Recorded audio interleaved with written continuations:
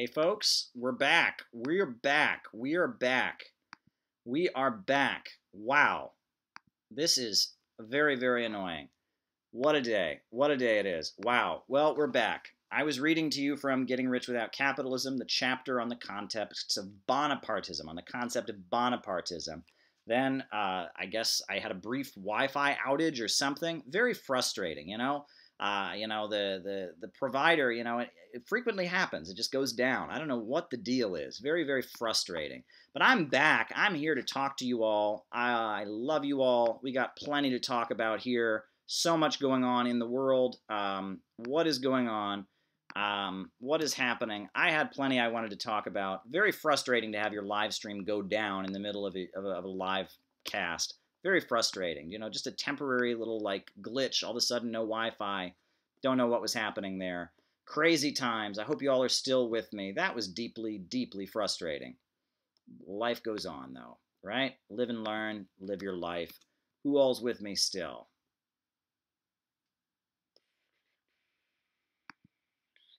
What's happening? What is happening here? What is going on here? Life goes on. Oh boy. So I was reading to you all from the text, and then my Wi-Fi went out. But now you all are still with me, and we're going to continue. Crazy times. I think it was the Illuminati. Nope, it was the thing high up on the thing. It was the lizard people. Nope, it was the Freemasons. Nope, it was the Vatican. Nope, no, it wasn't any of those things. It was the Wall Street billionaire capitalists. Well, now, actually, it was probably just technical difficulties. But I'm glad you're all still with me. Sorry that we went down. You were unlucky, Cal, says Andruch97. Well, thank you very much. Venezuela, new military coup plan, says Kami12 AKK. Well, I think it's very possible. But at the same time, in Venezuela, when they had that drone incident, do you remember that? When, just about a month ago, Maduro was speaking. They tried to kill him with drones. I think that has kind of the rally around the flag effect. I think a lot of Venezuelans who maybe they were a little bit critical of Maduro, when they see that happen, when they see such a blatant attempt on the life of their leader, that kind of tends to unify a country. And it was kind of a bad move on the part of, whoever the coup plotters were that were trying to kill Maduro so blatantly and so publicly with drones. So I don't know. I've actually heard that Venezuela's things are starting to pick up, in terms of, that cryptocurrency that they launched just recently. Some of the projects, now the oil prices are increasing, don't you remember, right? The oil production prices are once again rising. And I think that Venezuela, the problems that they had 2014, 2015, 2016 are starting to ebb up. And that Maduro and the United Socialist Party is probably coming out of this crisis stronger than before. But they're always in danger. Let's not forget that. Plenty to discuss, plenty on our minds here. What a day, what a day.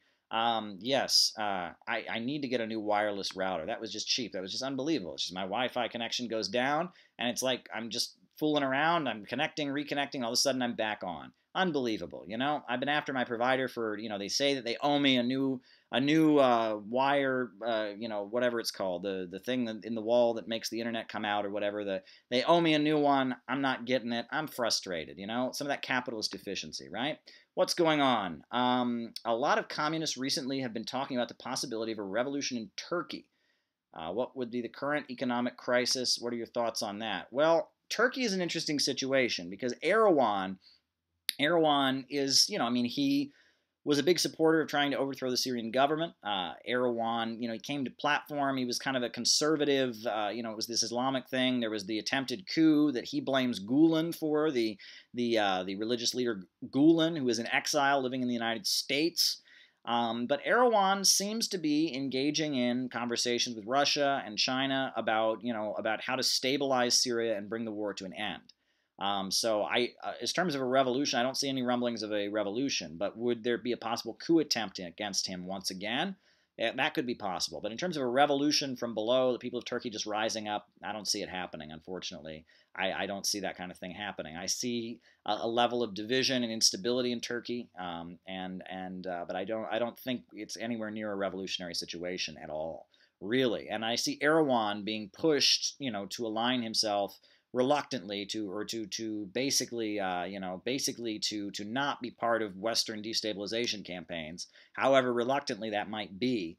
And I see Erdogan, nervously getting closer to Russia and China, and that's an interesting situation. I can't quite exactly explain it, but it's an interesting development. Max Kaiser has a good comment about Venezuela, and they should refine oil there. Interesting. I'll have to check it out. Max Kaiser is a great guy. Caleb, will the U.S. attack Syria again with cruise missiles? I certainly hope not. I certainly hope not. But they're trying to do everything they can to prevent the retaking of Idlib. No question about it. And they're suddenly, all these civilians that they were happy to see the terrorists kill as they were trying to arm them and bring down the Syrian government. All these civilians who've been living under terrorism and under threat, all of a sudden they're concerned about them now that the Syrian government, aligned with Russia and Iran, may retake control of the Idlib province. So there you have it, right? It's ridiculous. I mean, these people, they look at Libya, right? They destroyed Libya, the most prosperous country on the African continent. They bombed and destroyed it, but yet, lo and behold, all of a sudden they're concerned about the situation of civilians when it looks like the Syrian government might retake control of its own province. It shows an extreme level of hypocrisy. Anyone who thinks that this regime change stuff makes people's lives better, let's look at a pattern here. Afghanistan, 16 years we've seen Afghanistan under U.S. occupation. Has life gotten any better for the people of Afghanistan since the overthrow of the Taliban? Iraq. How's Iraq doing lately, right? Iraq, more rioting lately, anti-Iran, riots taking place, people burning things associated with Iran, chaos, terrorist groups, ISIS setting up shop. Is Iraq any better since the 2003 invasion? Libya. Is Libya any better, right? Look at Libya, right? I mean, it used to be the most prosperous country on the African continent. Now things have gotten so bad, people are trying to flee the country in rafts on the Mediterranean. Syria, right? This was just to rescue the people of Syria from Assad. They were telling us Assad was a dictator. Well, lo and behold, in Syria we have seen, over half a decade of civil war, people dying. Are the people any better off? These military interventions led by the United States do not improve people's lives. And one particular pet peeve I have is leftists, people that are leftists. And they want to be like, I'm not like that dictator in that other country. I'm not like that authoritarian regime. I'm a pure leftist. I'm a real leftist. And so they go along and promote U.S. regime change operations in this hope of gaining credibility, right? Childish and ridiculous. And they'll even support, like, the protests that CNN are cheering on and promoting. They'll support them because they say, oh, well, if I was a communist, I would be part of it because I'm not like that bad dictator that the U.S. media tells me to hate. I'm a real communist. It's childish. It's childish, and it doesn't work. It doesn't work. At no point does it work. No one says, oh, I used to think that communism was pure evil and that socialism failed everywhere it's ever been tried. But then this kid at some university says to me, that's not real socialism. Don't worry, I support U.S. military interventions to overthrow independent governments. And then I changed my mind. Doesn't work that way. Does not work that way. This idea that you're going to denounce socialism in the world where it exists, you're going to cheer for U.S. regime change operations to prove to people that socialism isn't so bad, doesn't work. Doesn't work. Doesn't work. Doesn't work. Doesn't work. Doesn't work. Every conversation about Bernie Sanders inevitably involves Stalin, right? Bernie Sanders has nothing to do with Stalin. He doesn't like Stalin. He's not a Stalin sympathizer. But every conversation, I mean, you turn on the TV, right? Oh, Bernie Sanders, he's a socialist, and Stalin killed a million, gajillion, bamillion people, so therefore you can't vote for Bernie Sanders, right? This idea that if you just distance yourself enough from forces around the world that are building socialism, that you're going to convince people to be socialists is ridiculous. Now, does that mean you shouldn't criticize socialism? Does that mean you shouldn't be real about socialism? Does that mean you shouldn't talk about the problems that exist? Of course not, right? And when people try to bend over backwards to say things that aren't accurate, and that doesn't exactly help either. But at the same time, this notion that if you just distance yourself from people who believe in socialism enough, you're going to gain some credibility is ridiculous. It's absurd. What else is going on here? Bernie is an imperialist, says somebody. Well, imperialism is a system. It's not a policy. Has Bernie Sanders supported U.S. military interventions around the world? Yes, but imperialism is a system. Imperialism is about the rule of the world by monopolies and corporations based in the Western countries, keeping developing countries in a state of chronic poverty. Imperialism is a system.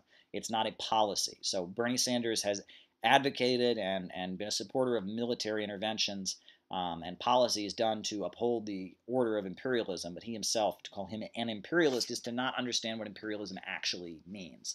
That the Marxist understanding of imperialism that Lenin put forward in his very important book, Imperialism, the Highest Stage of Capitalism, that understanding of what imperialism is largely lost. But what else is going on people's minds? Still trying to make the winner kids like them. Well, that's the point, right? That this idea that you just tone it down enough, it doesn't work, right? And that it's pretty sad. It's pretty sad. I'll say that much. America is imperialism. I mean, there you go. I mean, the United States as a country came into existence because of the rise of capitalism. It was a settler state created as capitalism was emerging on the global scene. And the United States economy is tied in with all over the world. And yes, the United States is central in the global system of monopoly capitalism, imperialism. So, I mean, there's a lot of truth in that. However, I think that ordinary working class people in the United States, would be much better off if that was not the case. And that it's the billionaire monopolists who keep this international order of imperialism set up, keep countries around the world from developing. But what else is going on? Oh boy. What else is happening? There's a lot of things that ought to be discussed. I was talking about illiberalism before, kind of the specter of illiberalism hanging over the world. And again, what is illiberalism? What does it mean? What does it stand for? Again, it's just kind of a negative. And that's the weird thing. There's all this talk about illiberalism in the media right now. And when they talk about illiberalism, they talk about Russia, they talk about China, they talk about Iran, they talk about Venezuela, they'll talk about Donald Trump, they talk about like the new right in Europe, alternative for Germany, and all of that. They don't really know what it is. But they realize that this liberal ideology is just not, it's not catching. It doesn't have the upper hand. And that it's created a big crisis. They realize that on some level. And they're trying to give a name to the alternative, but they don't really know what it is. And I've noticed that. And if you read what the Council on Foreign Relations is putting out, you read, what's being said by advocates of the neocon kind of formulations, they're confused because the waters are rising. The alternative is out there. There's the Belt and Road. There's the Eurasian Economic Union. There's the Bolivarian alternative for Latin America. The floodwaters are rising, and alternatives to their global free market system is rising around the world. Things are changing, but they don't really exactly know what to do about it. They don't quite even understand it themselves. It's kind of fascinating to look at and to think about. How can an advanced capitalist country like Canada have a socialist revolution? I fear we'd be overthrown by the U.S. so easily. Well, I'm not here to tell you what to do about that. I will say this, that people, when they talk about revolutions, that people generally believe that revolutions are acts of violence. People generally believe that revolutions are people going out in the streets and waving guns around and doing crazy things, and that's not the case. Every revolution in history, again, I'm going to say what's not obvious, but what is true. Every revolution in history has been an act of self-defense. Self-defense. Right? It hasn't been an adventurous act of people running around crazy. It hasn't been people, singing "Do We Hear the People Sing" and building barricades, and that's not what revolutions are. Revolutions are acts of self-defense. When people are up against a wall and being killed and have nowhere to turn, they defend themselves by having revolutions. Revolutions are acts of self-defense. You look at the Chinese Revolution, for example, right? In China, the communists made an alliance with the KMT Nationalist Party, which was a progressive anti-imperialist party founded by Dr. Sun Yat-sen. And the communists worked within it to try and build up China and make China a better country and to defend the rights of workers. And they were an axis or a section within the KMT Nationalist Party, working peacefully to try and build progressive democratic reforms. And then, after the death of Sun Yat-sen, Chiang Kai-shek took power. And Chiang Kai-shek, was aligned with the United States and Britain, and he proceeded to start killing the communists. So the communists fled into the countryside, and they carved out liberated territories and redistributed land. And then Japan invaded China. And so the communists they had the Eighth Route Army, and they led an upsurge, a resistance to Japan, the war of people's resistance to Japanese aggression. The communists were on the battlefields fighting against the Japanese invaders. And then, after Japan was defeated, the communists tried to form a coalition government with the nationalist KMT. The nationalist KMT wouldn't have it, again started killing communists, and so communists again defended themselves and ultimately established the People's Republic of China.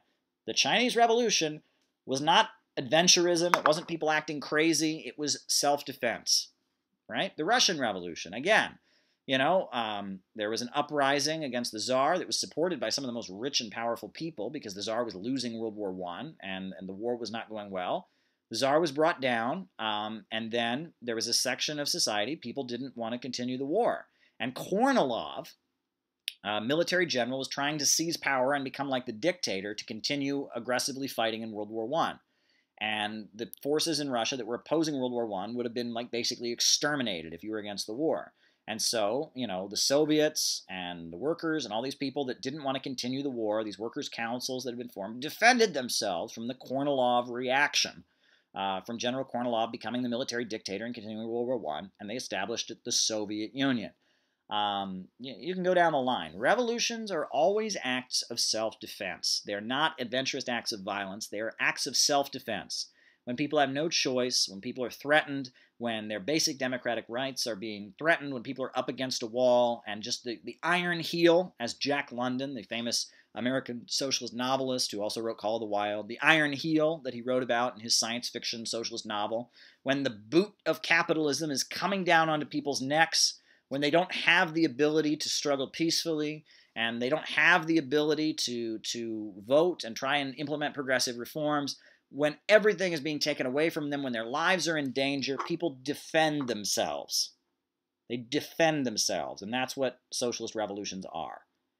And the kind of people that advocate violence, and the kind of people that go around, advocating and doing crazy things, genuine socialists and Marxists have always opposed that.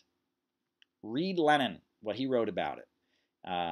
Read, there's a lot written about quote-unquote terrorism, quote-unquote left adventurism, punchism, Blanquism. Marxists, genuine Marxists, always oppose that. They always do. And the forces that engage in that kind of activity are ultra-leftists. And it's a middle-class deviation. People that want to have an adventure and want to feel like they're heroes. People that think that they're going to create, they're going to make people rise up by engaging in some kind of heroic act of violence. They're going to do something really spectacular, and people are going to see it and go, oh, no, now's the time. That's a complete illusion. And actually, Lenin's older brother, did that. He tried to kill Tsar Alexander III and was hanged for it. And that kind of thinking, there have always been that kind of deviation has existed in left-wing circles, but genuine Marxists, Marx himself, Engels, Lenin, Stalin, Mao, Fidel Castro, all of them have always opposed that kind of activity. That ultra-left adventurism is not Marxism. It's a deviation, and it's not rooted in actually trying to win. It's rooted in kind of a middle-class desire to prove that you're heroic, to fulfill some kind of action fantasy, to think of yourself as a hero. And ultra-leftist deviations tend to be rooted in that desire. When people are not thinking scientifically, when they're trying to serve some kind of psychological need on their own part and not actually advance the class forces, that's what that is. And ultra-leftism, adventurism, terrorism, that's all a deviation from genuine Marxists. Genuine Marxists favor peaceful, progressive reforms. They favor moving in a peaceful, democratic way towards socialism. Unfortunately, the capitalists of the world tend to respond to people doing that in a peaceful way by being violent and oppressive. Abraham Lincoln, he came into office, he didn't even want to abolish slavery. And the capitalists were violent. And they violently tried to drive the federal government out so they could maintain their slave system. Hugo Chavez, elected on a platform, he didn't even favor socialism. He said he was for the third way between both capitalism and socialism. And they tried to remove him with a violent coup. And that the capitalists, the violence in revolutions always starts with the capitalists. The capitalists, they can't stand the people peacefully struggling. They can't stand the people demanding their rights, and they become violent. And the people are given the choice of kill or be killed, and they defend themselves. Revolutions are acts of self-defense. That's all they are. But there you go. Doesn't that mean we should ignore the fact that revolutions have always happened violently? Well, that's what I'm telling you. I mean, they are violent, but the violence is caused by the capitalists and by the old order violently suppressing people and giving them no choice but to kill or be killed.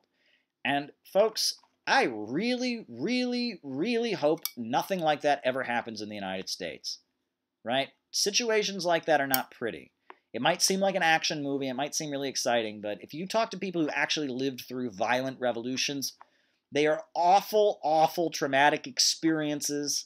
They are not good situations. It's a nightmare. And in order for things to get bad enough that people have no choice but to engage in a violent revolution, things have to be really, really, really bad.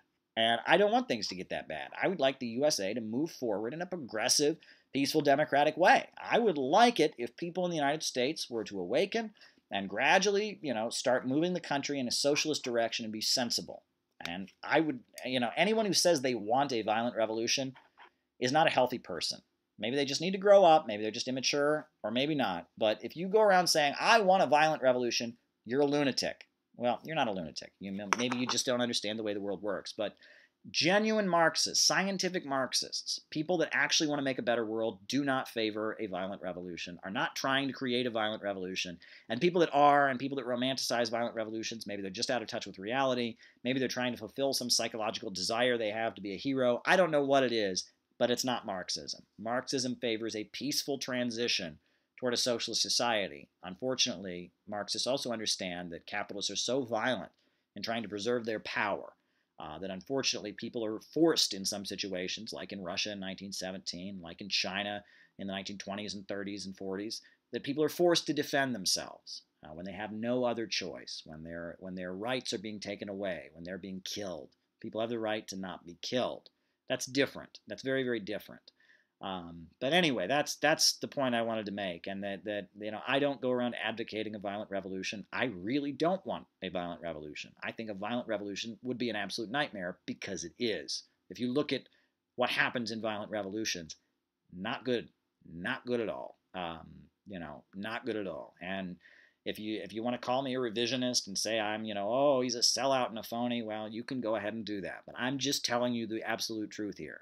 That if you know anyone who's been through a violent revolution, and I'm talking about people that support the ultimate outcome, that say, look, this revolution was a good thing, even those people don't want to relive the revolutions. That revolutions are desperate acts by people in order to preserve their lives. Violent revolutions I'm talking about are desperate acts by people to preserve their lives when the system makes life unlivable. That's the reality of violent revolutions. So anyone who goes around telling you they want a violent revolution, you need to tell them to go read some actual scientific socialism. Turn down the Les Miserables soundtrack, and actually study history, because that's not how things work. Oh boy, what a day.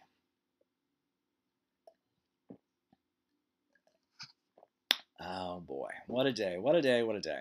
So what's going on in the world today?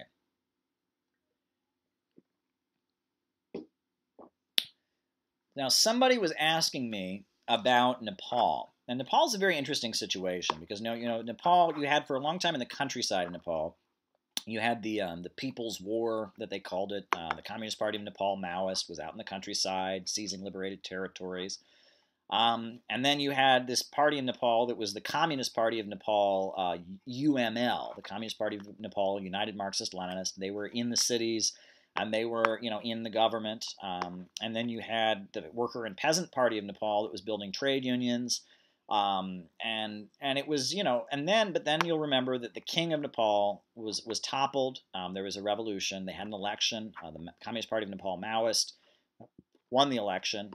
They were part of the government, but then there was hostility toward them, and there was division between the different communist parties. But what's interesting now is it seems like in Nepal, the various communist parties have united, and that they've united, and that they are actually, working with China to industrialize the country. And we saw all these different factions. The Communist Party of Nepal, United Marxist-Leninists, that was part of the government, that was very opposed to the Maoists and hated the People's War. The Communist Party of Nepal Maoists, that for, like a decade, I believe, was waging, a guerrilla war in the countryside. The Worker and Peasant Party of Nepal, all of them, these guys used to hate each other. But now, with support from China, and as part of bringing Nepal into the One Belt, One Road initiative and building trains and infrastructure through what's a very, very, very poor country, they've all united into one country, and they're trying to move Nepal into a socialist direction. So that's very interesting, and I think it's a good step forward. And I know there's going to be huge amounts of division in Nepal about how to do it, right? They're not going to agree with each other, and there's going to be a huge amount of division, but at the end of the day, that's what they're about, and it's a good sign. And I've read, I write for china.org.cn, which is a very good website, runs a lot of different, opinions, op-ed articles. I write op-ed articles for them. And writers from Nepal have written a lot of articles about the political developments in Nepal, and about forming the Unified Communist Party, and about classes and the study of Xi Jinping's thought in Nepal. It's very interesting, and I think people should look into that. The situation in Nepal is very interesting because, again, you see different trends of the left coming together on the basis of actually building up a socialist economy, of a material basis. And Nepal is not a socialist country, and they'll tell you that. They're still developing, but they're working with China. They have a unified communist party, and they're moving their country. They would like to move their country toward industrializing, raising people out of poverty, and moving in a socialist direction. I think that's very interesting. What else is going on in the world today? Lisa Hauserman, I loathe violence of all kinds. That's why I'm anti-war and anti-imperialism. Exactly, Lisa. Exactly. And that fetishizing violence is not working class. It's the working class that has to fight in the wars that are waged, right? It's the working class that has violence in their everyday lives, with police brutality, with criminal organizations in their neighborhood. It's the working class that deals with violence and has seen and knows how ugly violence actually is. And the people who romanticize violence and get into revolutionary politics because they want to fulfill this desire to be a hero, those people, that's not working class. That's a middle class deviation. The working class, it is working class to favor a peaceful transition to socialism. It's also working class to know that you have to defend yourself, right? The working class, let's be real, working class people learn that they have to stick up for themselves and they have to defend themselves. And working class people are not opposed to self-defense either. They're not opposed to when they have no choice, fighting back. But understanding of violence is a working class reality. It's something that working class people, especially in the developing world, deal with every day. And so the fetishization of violence and the kind of other feelings about violence, both of those things are middle class deviations. And the Marxist position on violence being that they favor peace, they favor a peaceful transition, but they will defend themselves. That position is the Marxist position. It is the working class position, I will add. Oh boy, I'm going to drink some water now.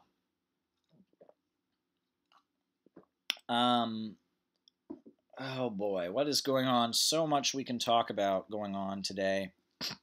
What else is happening? Oh, people were asking me about Nike. It's too bad that my reading got cut off from my book. I was actually having a good time reading to you all. Getting Rich Without Capitalism is the book. It's selling very well. I continue to sell them. It's kind of amazing. This book is selling. The name strikes a chord with people, right? Because the belief that the right wing has is that we're all socialists because we want to make people poor, right? And that, and a lot of socialists believe in this. They romanticize poverty. They think, oh, poverty is, you get a lot of these rich kid types that are very from wealthy backgrounds, but it's like this fantasy they have that they're going to be poor and they're going to lead the poor people to revolution. That's all a deviation. And in fact, there was a great populist, a great leader of the United States, left, and he was a leftist in Louisiana. And Huey Long, governor of Louisiana, senator from Louisiana, this guy, he fought for working families in Louisiana. Huey Newton of the Black Panther Party is actually named after him. He fought for low-income people. He fought for African Americans. Huey Long of Louisiana. This is his autobiography, and this was his slogan that he implored as he he taxed the oil profits in Louisiana and built schools and hospitals, and he had the share our wealth movement in the 30s. And what was his slogan? Was his slogan, I want people to be poor so it's more fair? No, no, no. Every man a king. That was what he said. Every man a king, but none shall wear a crown. Socialists don't worship poverty. Socialists want everyone to be rich. That's the understanding. Socialists want a society where everyone has a chance. People are not crippled by poverty, and nobody gets rich by making other people poor. That's the understanding. Capitalism is a system where people become rich by making other people poor. Socialism is a system where we rationally plan the economy so everybody has a decent chance, and we can move society forward and move toward a much more prosperous and healthy society for everybody. That's the difference between socialism and capitalism. To be rich without exploitation is glorious. Huey Long didn't like communists from what I heard. Well, that's interesting, because Huey Long was in the state of Louisiana, and there were no communists in Louisiana in the 1930s, so he would have gained nothing from aligning with them. His opponents constantly called him a communist. They constantly, had cartoons of him with a hammer and sickle and all of that. Huey Long used to say, well, I'm not a communist. I'm the only hope America's got to save us from communism. And he would talk that way. He had a debate with Norman Thomas. It was called Share the Wealth versus Socialism, and he insisted that his vision was different from that of the Socialist Party. But at the end of the day, Huey Long, he centered the economy of Louisiana around the oil, which he was taxing. He used it to build an economy that was essentially controlled by the state.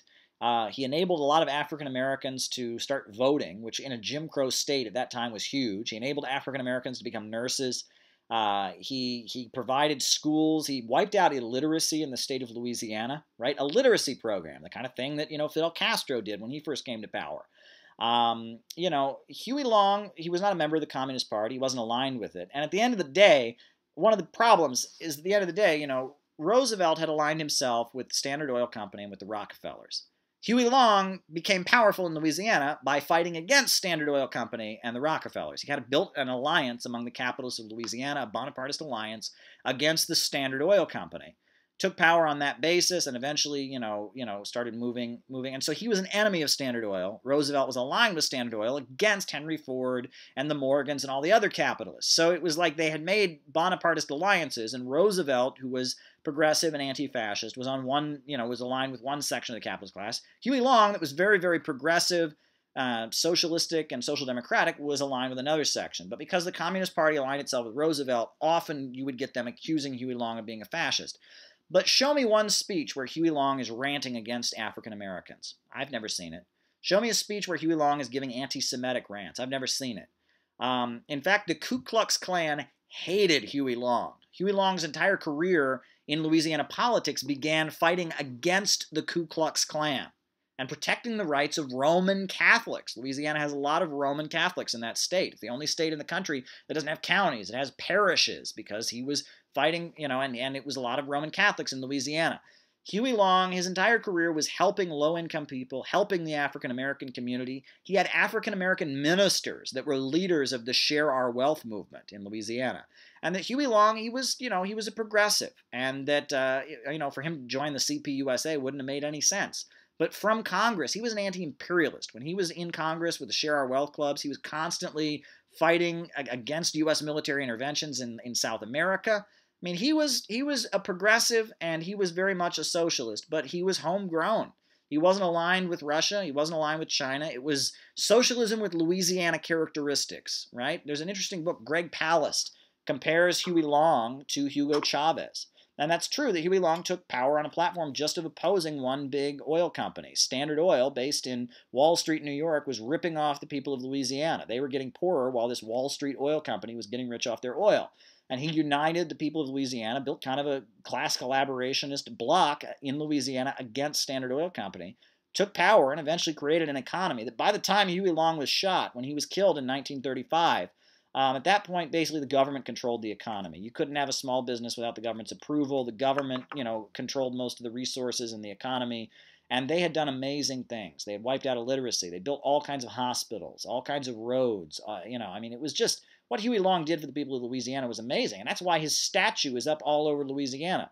In U.S. media, throughout U.S. society, he's widely hated. They made a movie about him, All the King's Men, and he's widely hated. In Louisiana, still to this day, generations later, he's still loved.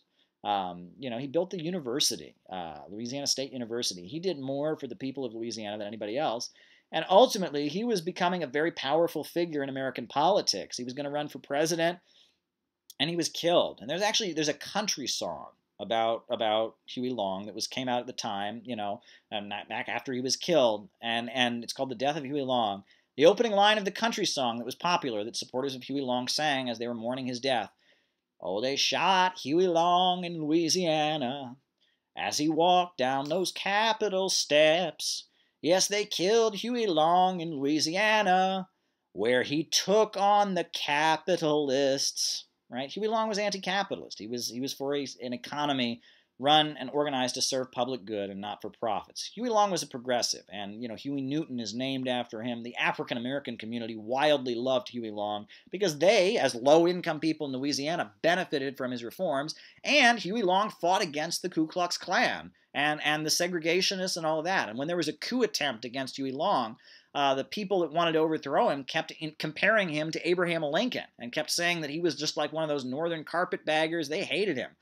He was a progressive. Huey Long was a progressive. And the way, unfortunately, because of the Roosevelt Alliance and Standard Oil, he ends up, a lot of progressives didn't like him and saw him as an enemy of Roosevelt. But his critique of Roosevelt was he said Roosevelt wasn't socialist enough.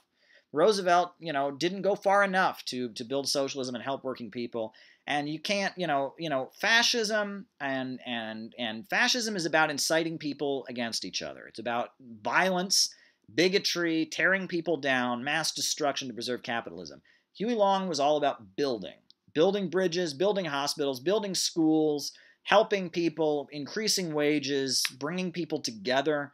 Huey Long was a progressive. If there ever was a progressive in the United States, Huey Long was a progressive. This man is the definition of progressive.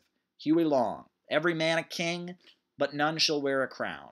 That's the definition of progressive. Nobody in U.S. politics has probably brought their state or a municipality or an area closer to socialism at the time of Huey Long's death, and they dismantled it all after his death. One of the people who dismantled it was Gerald L.K. Smith, who was a big fascist.